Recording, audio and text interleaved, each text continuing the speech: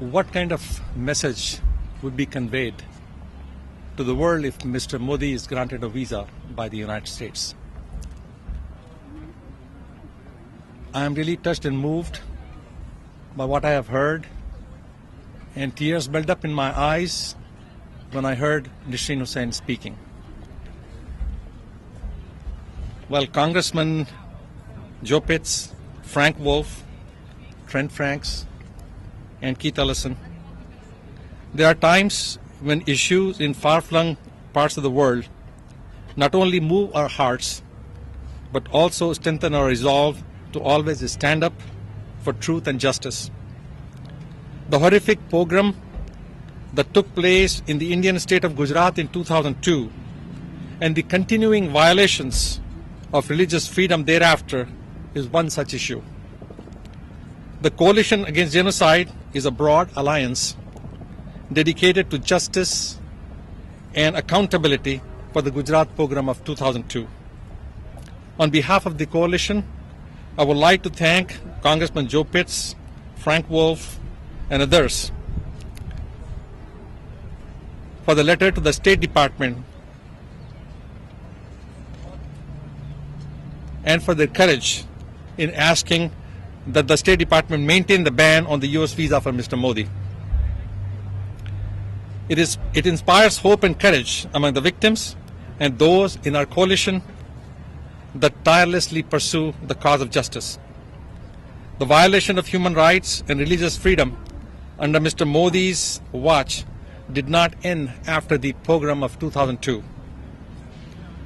They continued in the form of extrajudicial killings, economic discrimination, lack of due process in the enforcement of law, as well as denial of reparation for the victims of Gujarat 2002. During the last 10 years, Mr. Modi's administration has enacted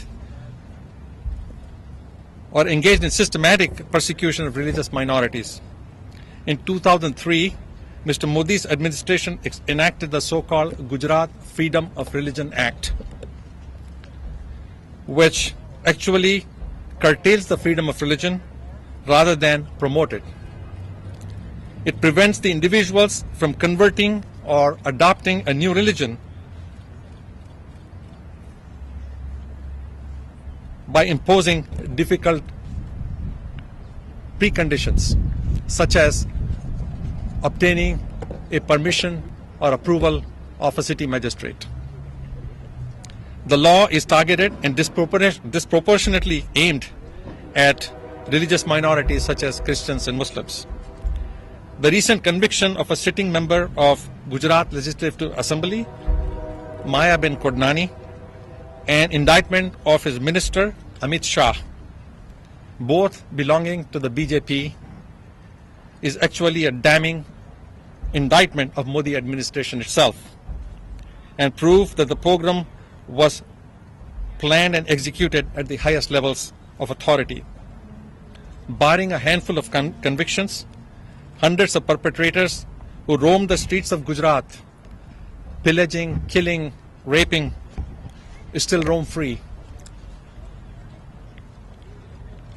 Investigative journalists have even caught on video perpetrators of the massacres of 2002 bragging about Mr. Modi's support for their crimes and enabled them to kill and rape with impunity.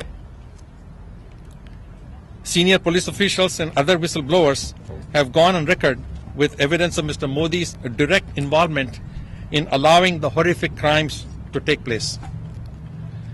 It is heartening, therefore, that congresspersons on both sides of the aisle have come together to issue a strong statement that is not only an expression of solidarity with the victims, but also a reaffirmation of our common shared values of justice, human rights, and freedom of religion.